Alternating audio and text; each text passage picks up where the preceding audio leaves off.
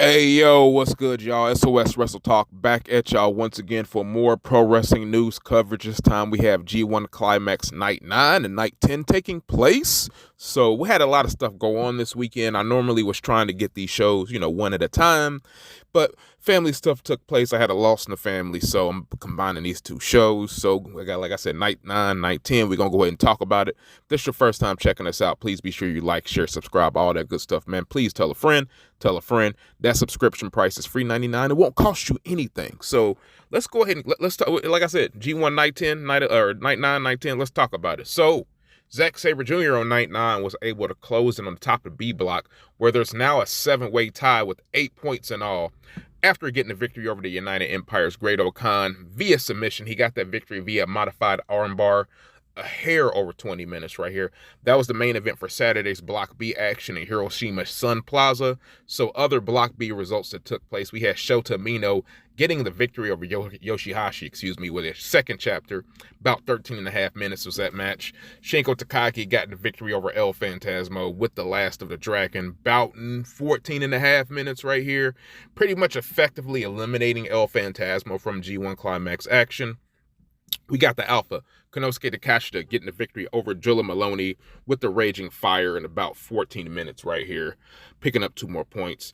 And Ren Narita got the victory over Gabe Kidd, of course, via forfeit right here. So now we move on into action that just took place this morning, so bear with me.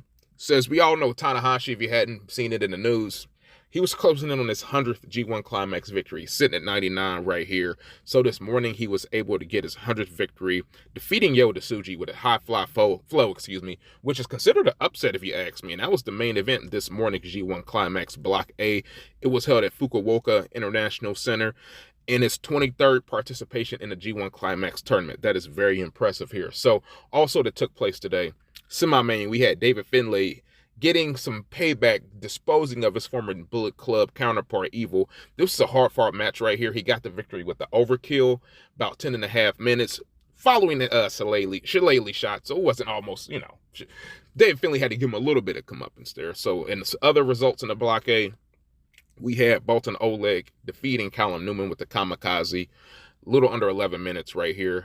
We got Roye Oya picking up 2 more points, defeating Taichi via the grip. About 11 minutes and 41 seconds was the victory right here. Sonata getting the victory over Yoya Yamura, picking up 2 more points, getting the victory with a guitar shot here. So we have Block B actions are going to continue on Tuesday. So let's talk about those matches real quick that we got on the Block B. So bear with me as I do that, because you know what it is, man. So I should have had it pulled up, but I did not have it pulled up. I'm lacking. So blame me on that right there. All right, hold on 1 second. Pulling it up. G1 Climax Night 11 is ready for y'all right now. So let's talk about the matches that we're going to have. I believe it's going to be some Block A action right now. So looks like Block A, or actually it's Night 12. Excuse my time is all off. So not my time, my dates are all off. So look, Night 12, I misspoke. That's coming up here on August 5th. So the main event of that show is going to be Shingo Takagi taking on Zack Sabre Jr. Zack Sabre Jr. holds a singles edge with a 4-3 record. Shingo Takagi is sitting with 6 points right now. So I think Zack's probably, I don't know. It's kind of a hard way to call. I'm on Shingo. I think Shingo's getting a victory right here, picking up 2 more points and moving on. So as we move on, the penultimate match of that show coming up Tuesday, we got El Phantasmo with a record of 2-5 in his G1, taking on Jilla Maloney with a record of 4-2. Jilla Maloney owns the singles edge, with a record of 2-1 over El Phantasmo.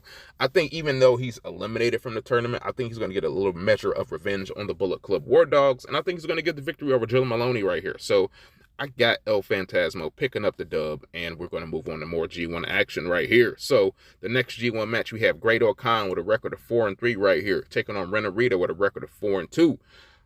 This is their first time meeting, it seems. So I got Great Khan winning, man. I'm a Great Khan takeover. You know how I am. So I got Great Khan getting that victory as we move on. So last but ultimately not least in G1 action on Tuesday, we have Yoshihashi taking on Konosuke Takeshita in the first time meeting. I think Yoshihashi's going to win. I can see Yoshihashi getting the victory over Konosuke Takeshita. And yeah, as we move on after that, we'll be down with some, Block B action or Block A action the following day. So thank you for checking out this compressed review. Sorry I didn't have it, laid out like I usually do. Like I said, stuff went on, but appreciate y'all bearing with me. It's SOS Wrestle Talk. We're going to holler at all y'all good people later. Till next time, take care. Peace.